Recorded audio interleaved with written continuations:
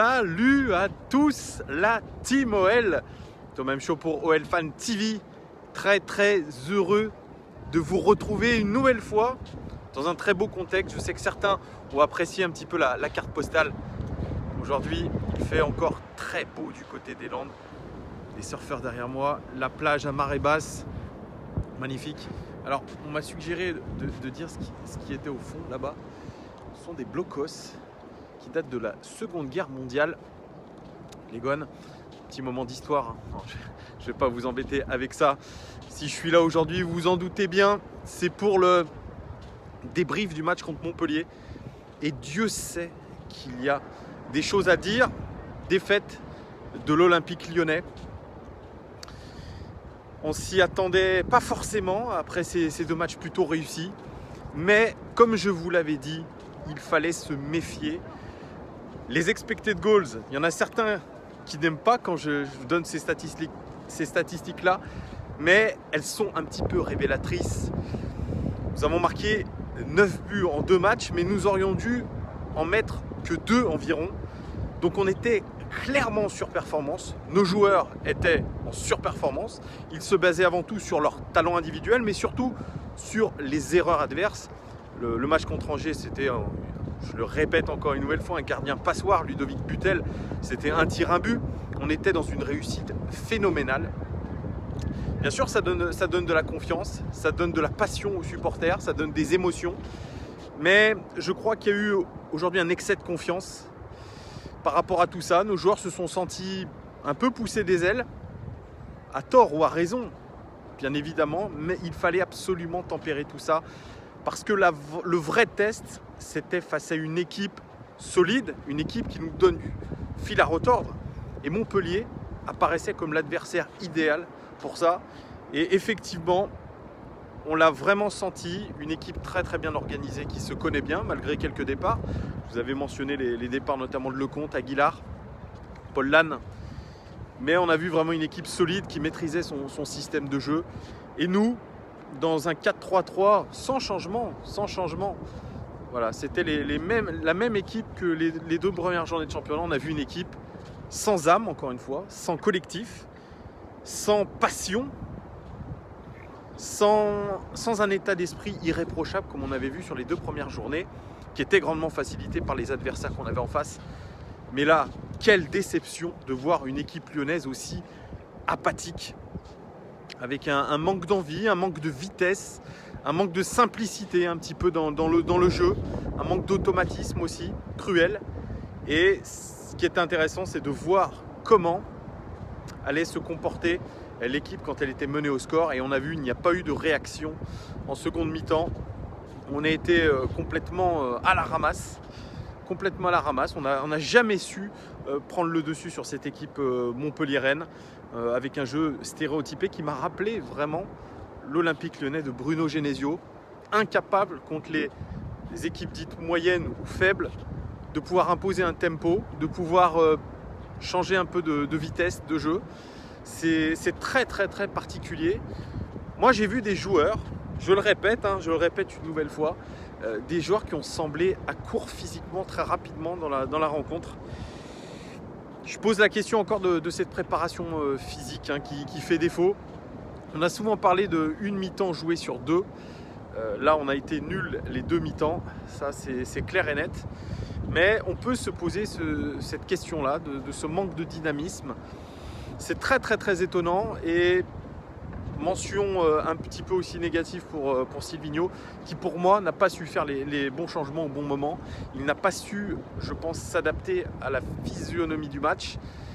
Donc pour lui c'est un petit peu négatif aussi. C'est une première fausse note.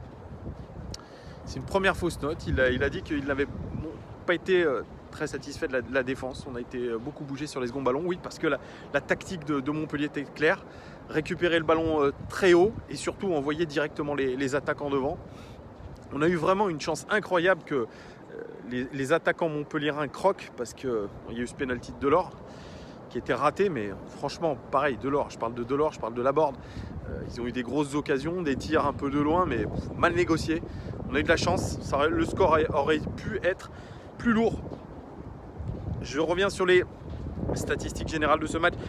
19 tirs quand même, côté Montpellierin, on a quand même encaissé 19 tirs. Certes, ce n'étaient pas tous des tirs dangereux, mais quand même, 19 tirs, 14 tirs côté lyonnais, 5 cadrés seulement pour les Montpelliérains. Vous voyez, il y a eu du déchet, 4 cadrés seulement pour les lyonnais. Il y a eu aussi énormément de déchets, 84 passes réussies dans le dernier tiers pour Montpellier, 93 passes réussies dans le dernier tiers du terrain pour Lyon, pardon. 24 centres quand même autorisés à Montpellier, c'est énorme, énormissime. Surtout que nous avions des latéraux, encore une fois très bas. C'était une consigne donnée à nos latéraux, toujours très très bas. 15 centres côté lyonnais, où on a demandé à nos ailiers au maximum de centrer au lieu de provoquer. C'est Bertrand Traoré qui l'a dit en conférence de presse. Silvinho lui demande avant tout, en première intention, de centrer. Ça aurait pu faire mouche, Au niveau des tacles, ça a été un match très engagé. Je reviendrai après sur l'expulsion de Youssouf Koné. 28 tacles côté Montpellierin, 22 côté lyonnais. Franchement, c'était un match très engagé, beaucoup de cartons jaunes du côté de l'Olympique Lyonnais notamment. Au niveau de la possession dans le camp adverse, ça c'est une statistique que je trouve très très intéressante. 49% du temps, les Montpelliérains ont joué dans notre camp et nous 51% du temps dans notre camp. C'est un match qui s'est joué au milieu de terrain, les deux équipes en bloc médian. Là, une statistique qui n'est pas terrible pour nous, c'est les passes réussies dans la surface de réparation. Alors pour Montpellier, c'est 12 passes réussies dans la surface sur 24. C'est la moitié de leurs passes dans la surface de réparation, mais ils ont quand même beaucoup été autorisés à venir dans notre surface de réparation, preuve de notre mauvaise défense. Et nous, par contre, on n'a pas réussi, malheureusement, à aller dans la surface adverse, puisque soit on a fait preuve d'imprécision, soit tout simplement nous jouions trop bas. 4 passes réussies dans la surface sur 10 tentées, c'est très très peu. Les Gones, au niveau des expected goals, c'est là que ça se complique. 1,93 buts XG, c'est-à-dire but attendu pour Montpellier, en comptant le penalty qui compte à 76 XG. Vous avez 76% de marquer un penalty, de l'or en l'occurrence. Donc ça, si vous enlevez le penalty, ça fait 1,13. Donc ils ont été plutôt réalistes par rapport à la qualité de leur occasion. Et nous, 0,71, c'est là où le bas blesse. C'est que nous sommes incapables de créer des vraies occasions. Je vous l'ai dit, en 2 matchs, on aurait dû marquer que 2 buts. Et ça, il va falloir absolument le régler parce que ça va devenir une question primordiale. L'animation offensive, la qualité de nos occasions. Là, nous n'avons pas d'occasion claire, nette. C'est très faible, 0,71. Hein. Très très faible les Gones. Il faut vraiment revoir tout ça. C'est urgent déjà dès le début de championnat. Comme je vous le disais, un 4-3-3 toujours utilisé par Silvinho. Mais dans les faits, c'est plutôt un 2-4-3-1, un bloc médian. Et ce qui est intéressant de voir, ce qui est étonnant d'ailleurs, c'est une sorte d'agglomérat. Je vais vous mettre la petite infographie. Un agglomérat de joueurs. Alors il y a Touzard, Dembélé, très très bas. Aouar, Memphis dans la même zone du terrain à gauche en paquet. Ça c'est clairement un gros déséquilibre qu'on a eu. Ça ne devait pas arriver, on doit avoir des joueurs déjà beaucoup plus hauts et surtout qui ne se marchent pas sur les pieds. Là on a vu vraiment 4 joueurs qui se marchent sur les pieds, c'est absolument pas possible dans la disposition tactique. On va passer à l'analyse joueur par joueur avec des notes. Je les ai oubliées la dernière fois, merci de me le faire remarquer. Vous savez, je ne suis pas toujours très précis aussi dans ce que je vous raconte. De temps en temps c'est de l'imprécision volontaire ou involontaire, c'est dans l'action. Donc si je suis imprécis, les gars, n'hésitez pas, mettez un commentaire. Je ne suis pas la science infuse non plus, j'oublie des choses. On est là pour partager, donc voilà, n'hésitez pas. Anto Lopez, il fêtait son 300e match du côté de l'Olympique Lyonnais. Ils avaient fait un maillot spécial d'ailleurs avec Silvinho et Olas, on les a vus avec une belle photo. Moi je croyais que c'était la prolongation d'Anto, bah non pas du tout, c'était son 300e match sous les couleurs de l'OL. Et beaucoup de joueurs voulaient qu'on gagne pour lui. Eh bien, c'est raté. Anto Lopez qui a fait ce qu'il a pu. Hein. Souvent sa défense a été mise à contribution, notamment en première mi-temps. Puis il peut rien sur cette fantastique frappe de Souquet qui est déjà le but de l'année. Hein. Le but de l'année, les Gones. Hein. Cette frappe surpuissante, 117 km/h, elle est tout simplement incroyable. Et ben voilà, il a fait même une gamelle puisque le ballon est ressorti et directement dans les bras d'Anto Lopez. Donc mauvaise performance collective pour ce 300e match. Après, pour sa performance individuelle, elle est loin d'être mauvaise, l'Egon. Voilà, il a fait ce qu'il a pu. Duanto Lopez dans le texte et sur le terrain, surtout, pas dans le texte. Je ne sais pas pourquoi je vous ai dit ça, mais voilà. Je lui mets la note de 6 sur 10, puisqu'il n'a pas été non plus décisif dans ce match. Voilà, 6 sur 10, un peu plus que la moyenne. Jason Denayer, capitaine de l'Olympique Lyonnais, eh bien, c'est peut-être le défenseur qui a été le plus en vue, le plus à son niveau en tout cas dans ce match. Jason Denayer, toujours très sérieux. Les joueurs montpelliérains ont essayé absolument de le contourner. On a vu souvent Delors et Laborde s'excentrer un petit peu pour éviter son contact. Il est monté très très haut de temps en temps sur le terrain pour dégager les ballons. Il a montré de la présence, il a montré du sérieux, mais ça n'a pas suffi pour l'équilibre. 3 duels offensifs réussis sur 3, c'est une performance, c'est record côté lyonnais dans ce match. Une interception, et 5 dégagements, record du match. Il a été présent, Jason Denayer, je lui mets la note de 7,5 sur 10. Par rapport à ses coéquipiers, c'est largement mieux. Andersen, notre recrue, très cher recrue. Je l'ai dit en match de préparation, il avait été un petit peu inquiétant. Il avait donné des déclarations comme quoi il avait la technique de Sergio Ramos et qu'il était encore meilleur sous pression. Je crois qu'il aurait pu se garder, en tout cas de le dire dans un premier temps, parce que ça lui rajoute de la pression supplémentaire. Moi je le trouve, encore une fois, très peu à l'aise. Que ce soit dans la relance où il prend un minimum de risques, alors que c'est un joueur, quand je vous l'avais présenté, et quand vous voyez les matchs de la Samp l'année dernière, qui prend des risques, qui a une très belle qualité de passe. Mais là, ces ballons longs ont été régulièrement un échec. Ces transversales, elles ont été souvent latérales. C'est vraiment un joueur qui n'a pas rassuré. Il s'est fait. Alors ça, il adore. Il part en voltigeur un petit peu en dehors de sa surface de réparation. Et c'est la deuxième fois que je le vois. Je crois que ça avait été dans un match de préparation, peut-être contre Liverpool, où il est aux fraises. Il tacle. Il tacle sans vraiment voir ce qu'il fait. Pas assez d'agressivité. Et puis il se fait prendre. Souvent en retard aussi sur les actions. C'est lui qui provoque le penalty de Delors. Il tire le maillot. Il est en retard encore une fois. C'est un joueur qui est lent aussi. De la tête, il n'a pas été incroyablement bon puisque sur les longs ballons de Montpellier, bon, ils n'ont pas toujours été bons les ballons longs de Montpellier. Il a beaucoup reculé, il a mal apprécié les trajectoires. Ça aussi, c'est quelque chose à revoir. C'est cette lecture un petit peu des trajectoires. C'est un petit peu décevant. Hein. C'est pour tout vous dire. On demande maintenant d'un joueur qui soit prêt tout de suite. Il est arrivé blessé, certes. Mais vous voyez, par exemple, au Barça, bon, c'est pas dans une moindre mesure, hein, c'est pas pareil, on ne peut pas comparer non plus Barça et Lyon. Mais Valverde a demandé dès le premier match de Griezmann d'apporter quelque chose. On met aujourd'hui la pression sur des joueurs qui coûtent cher, c'est normal. Bon, il a moins de bouteilles que Griezmann, c'est pas le même poste, c'est pas le même club, mais en tout cas, on peut demander plus aujourd'hui d'Andersen, surtout qu'on a mis sur la touche et on a jeté en pâture Marcelo. Mais Marcelo, pour moi, je le répète aujourd'hui, il est meilleur qu'Andersen. Il apporte plus de garanties puisqu'il est là depuis plus longtemps, puisqu'il a plus d'expérience. La question aujourd'hui se pose d'un retour de Marcelo. Si la concurrence est justifiée, si la concurrence est saine, on peut se poser la question du retour de Marcelo. Moi, je milite un petit peu pour ça. Andersen, pour l'instant, est trop tendre. Il faut qu'il se recentre beaucoup le garçon. Il faut qu'il donne le meilleur lui-même. Il a besoin de prendre confiance. J'ai pas envie qu'on en fasse un Emmanuel Mamana.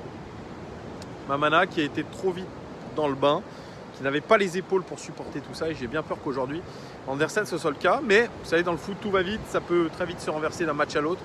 Mais voilà, les craintes durant la préparation, eh bien, aujourd'hui, elles me reviennent en tête. Je lui mets la note de 3,5 sur 10, ce n'est pas bon. Voilà, tout simplement. Léo Dubois, titularisé à droite. Léo Dubois, c'est encore un non-match pour lui. Depuis le début de la saison, il n'est pas là, tout simplement. Alors, est-ce que c'est le système tactique qui le bride trop? C'est un latéral qui est avant tout offensif, avant d'être défensif. Il est moyen dans les duels. On voit que Silvinho a écarté un petit peu Raphaël, pourtant prolongé quelques mois plus tôt. Mais Raphaël, physiquement, je pense qu'il a du mal à revenir au niveau. Et aujourd'hui, la concurrence se situe entre Tété et Dubois. Et clairement, Léo Dubois ne marque pas beaucoup de points parce qu'il ne peut pas beaucoup monter. Quand il monte, les passes, qui est pourtant son point fort, ses transversales, ses centres, ne sont pas du tout assurées.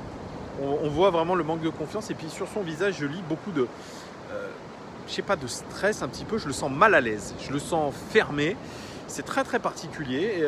Il a du mal. Moi, je pense que c'est physiquement qu'il est en train de caler. Après une grosse saison la saison dernière, après quelques sélections en équipe de France, est-ce que le marasme un petit peu, le fait qu'il ait potentiellement été un capitaine de notre équipe, tout juste un an après être arrivé, comme Denayer, mais il a peut-être du mal à supporter tout ça. Dans les duels, il est dépassé régulièrement. Léo Dubois, dans les chiffres, c'est 51 passes réussies sur 58 pourtant. Record côté lyonnais dans ce match, mais des passes souvent stériles, peu vers l'avant. 3 tacles réussis, record côté lyonnais dans ce match, une interception et 3 dégagements. Les statistiques sont un peu plus reluisantes, mais voilà, j'ai une impression visuelle d'un Léo Dubois un petit peu dépassé par les événements, et c'est régulièrement le cas depuis le début de la saison, même si à la sortie de Youssouf Koné, il a basculé à gauche. À gauche, c'est à contre-cœur parce qu'on n'a pas vraiment de solution avec la blessure de Marsal.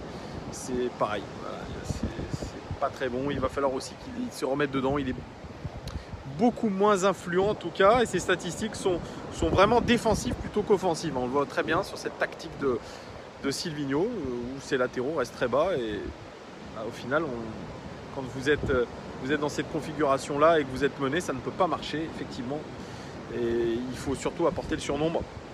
Je lui mets la note de 4,5 sur 10 à Léo Dubois. Youssouf Koné, qui avait été pourtant très impressionnant depuis le début de la saison, étonnant par sa maturité, étonnant par son adaptation.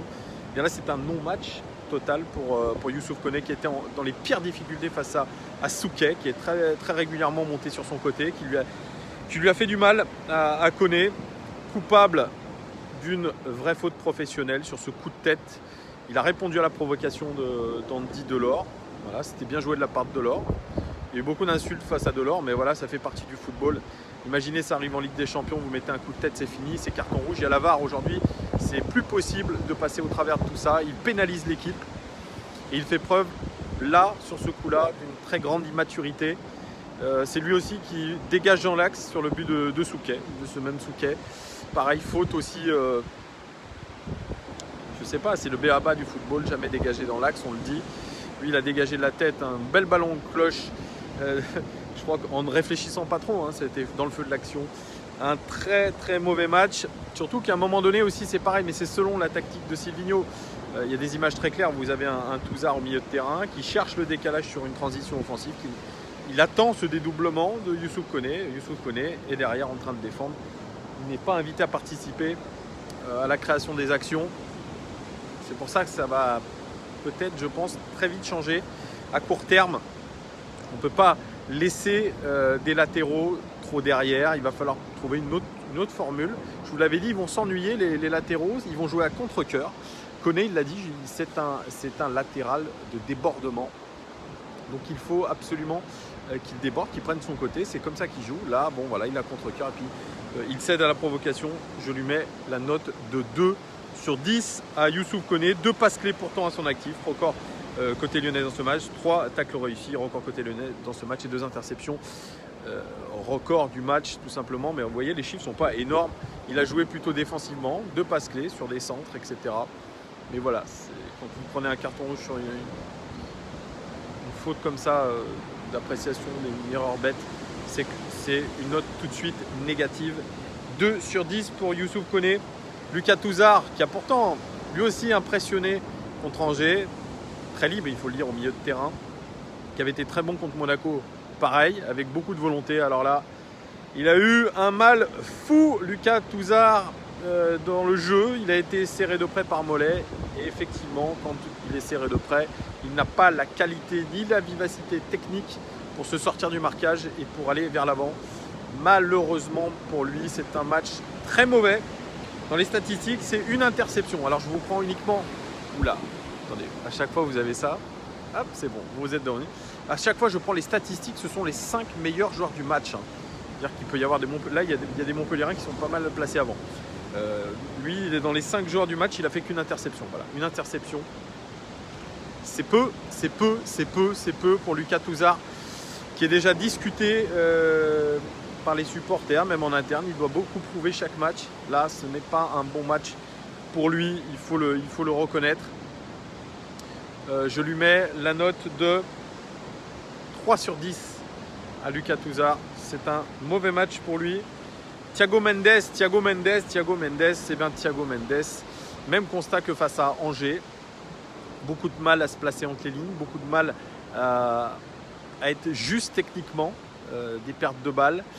Beaucoup de mal à le voir même dans une création de jeu, dans une phase de jeu intéressante pour nous.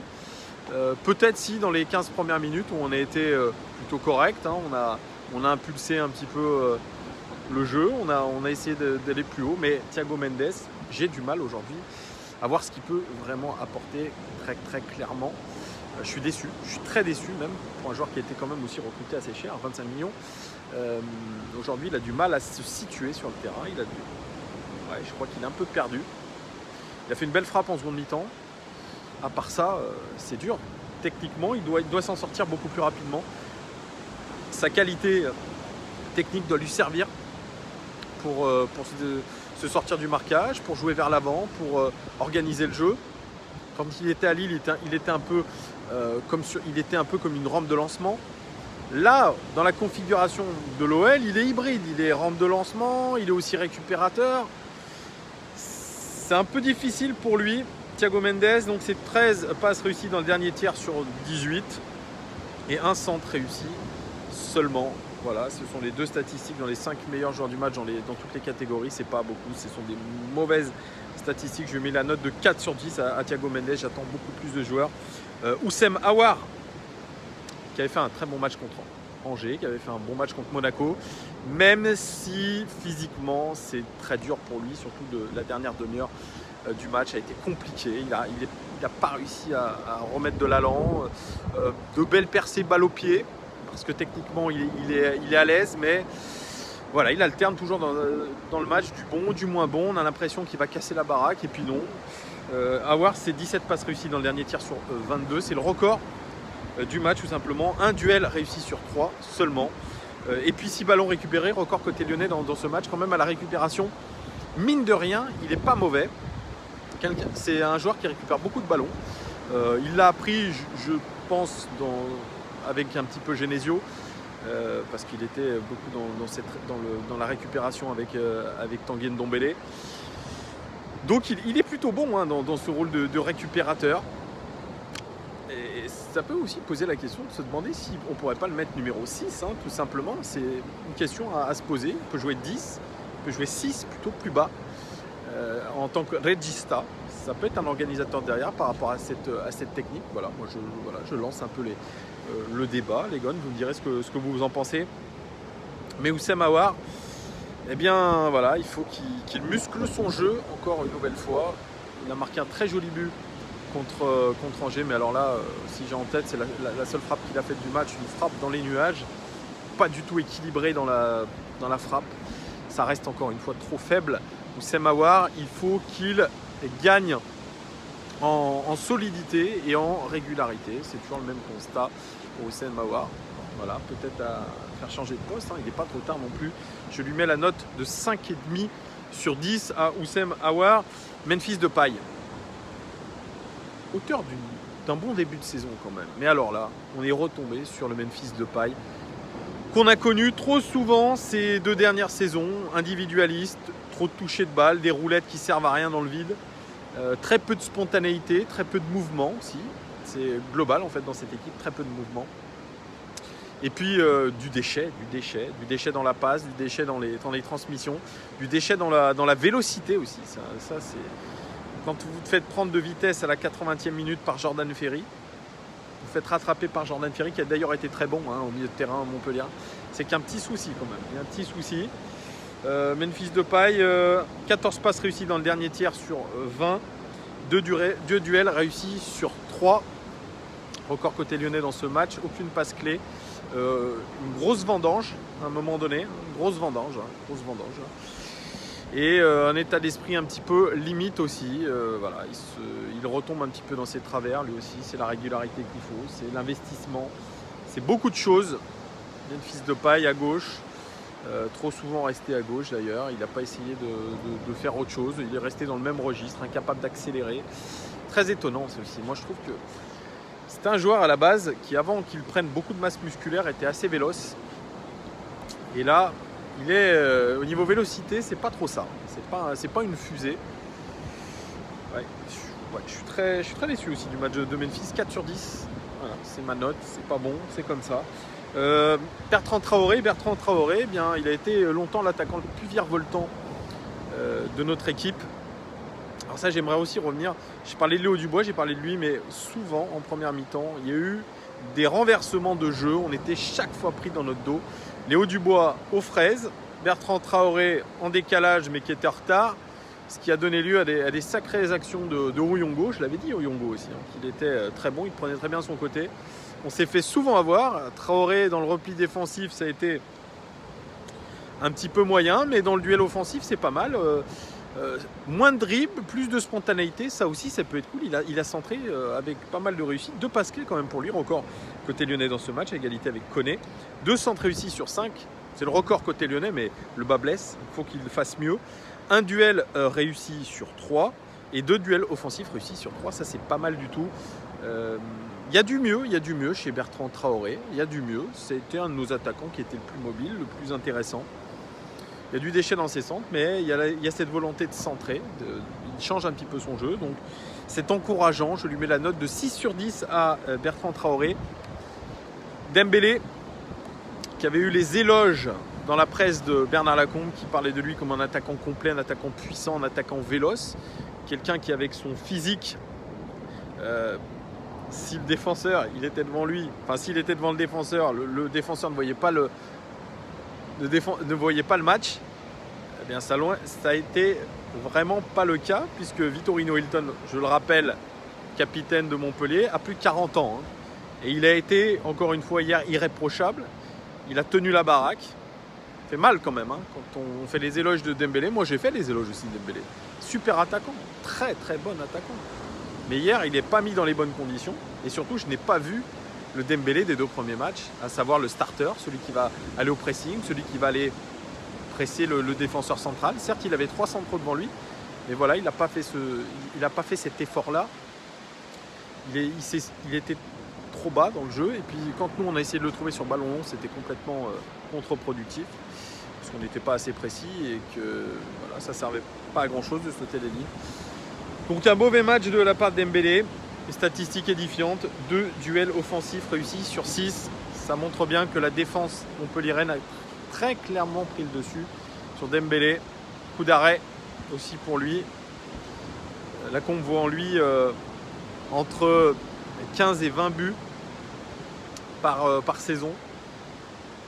Il va y arriver, mais voilà, il faut de la régularité aussi. Il va falloir se remettre en question. La rentrée de Martin Terrier, pour moi, elle est anecdotique. Et la rentrée de TT, 4 dégagements pour lui, il a fait le job, il a pris un carton jaune, mais voilà, rien de notable.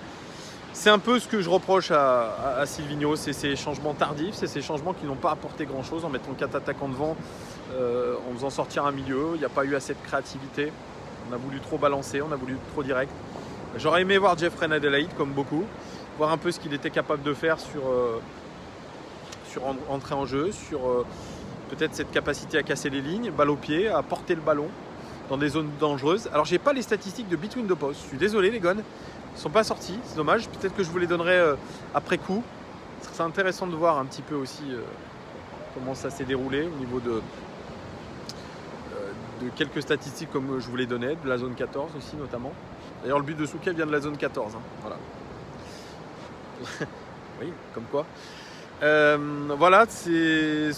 Ce coaching, il est un peu particulier, il est bizarre. La rentrée de Cornet aussi n'a pas apporté grand-chose. Un joueur qui est frustré, un joueur qui ne se sent pas intégré aujourd'hui dans les choses. Il va falloir changer beaucoup de choses pour Silvinho. Il va falloir remettre les pendules à l'heure. Il va falloir se reconcentrer. On avait 11 jours pour se préparer. C'était peut-être un peu trop. Les joueurs, je pense, ont été dans la décompression. C'est un peu le problème. de ces joueurs-là, c'est un problème récurrent à l'Olympique Lyonnais, c'est qu'on se relâche. Voilà, on se relâche, on arrive à ne plus être concentré, à être en excès de confiance. Attention, attention les gones, attention, hein, il y a Bordeaux qui arrive. Bordeaux, une équipe aussi moyenne, une équipe un peu en difficulté, mais une équipe avec des principes de jeu. Ça peut payer à moyen terme, donc attention, attention. Moi je le dis, c'est une première défaite en championnat, c'est surtout pas du tout de certitude dans le jeu. On retombe un petit peu dans les travers de la préparation, quand j'avais dit que c'était inquiétant. On a basculé un petit peu, beaucoup en tout cas, ont basculé dans l'excès d'euphorie après les 2 matchs de championnat et les pléthores de buts. Mais voilà, je vous l'avais dit, attention, attention aujourd'hui. Les expected goals nous donnent tort les gones. Il faut retravailler cette animation offensive, cette animation au milieu de terrain. Il faut être plus rapide dans les transmissions de balles, moins de touches de balles, moins de gris-gris. Et puis défensivement, voilà, moi j'ai des doutes sur Léo Dubois. J'ai des doutes aussi un petit peu sur Tété. Nos latéraux, moi je les trouve pas incroyables. Koné, maintenant il a out pour au moins 3 matchs. À gauche, on a Marsal blessé. Attention, attention, attention. Il y a des points de gros doutes. Et je pense que le prochain match, il y aura peut-être la rentrée de Jeff Renadelaïd au milieu de terrain. Il y aura forcément des changements. C'est évident, après une défaite, vous êtes obligé de changer quelque chose. C'est un petit peu la tactique Genesio, hein, pour impliquer ses hommes un peu plus. Essayer de faire un petit peu des mini-chocs psychologiques. Changer les hommes. Est-ce que Silvinho va rentrer dedans? C'est déjà une première étape un peu dure pour lui. Hein. C'est l'ascenseur émotionnel comme on a trop l'habitude d'avoir avec l'Olympique Lyonnais. Malheureusement, mais les échéances arrivent. On doit absolument prendre des points face à Bordeaux avant la trêve internationale, les gones. C'est une obligation. C'est une obligation tout simplement. Voilà ce que je pouvais dire de ce match. J'étais un peu long, 32 minutes. Je crois que ça fait partie de mes résumés les plus longs. Mais voilà, il y avait beaucoup de choses à dire sur ce match. Dites-moi vous en commentaire les gones ce que vous en avez pensé, qui vous a le plus déçu, est-ce que vous êtes déçu aussi du coaching de Silvinho, comment analysez-vous le match? Ça va être très très intéressant de voir ce que vous avez à me dire les gones. Merci à vous en tout cas de me suivre de plus en plus nombreux. On est bientôt 4500. C'est énorme. Merci à vous. Et puis, nouveau projet à la rentrée. Je vous en dirai plus très très rapidement. C'est quelque chose qui est cool, qui est très très cool. Donc je vous en dirai un peu plus très rapidement les gones. Je vous souhaite une très très belle journée où que vous soyez, au boulot, en vacances. Moi je vous fais toujours une petite carte postale. C'est pas pour vous foutre la mort les gones. C'est vraiment, voilà, si ça peut vous détendre, si ça peut voir des belles images. C'est toujours ça. Voilà, je vous quitte sur ces belles images les gones. À très très vite.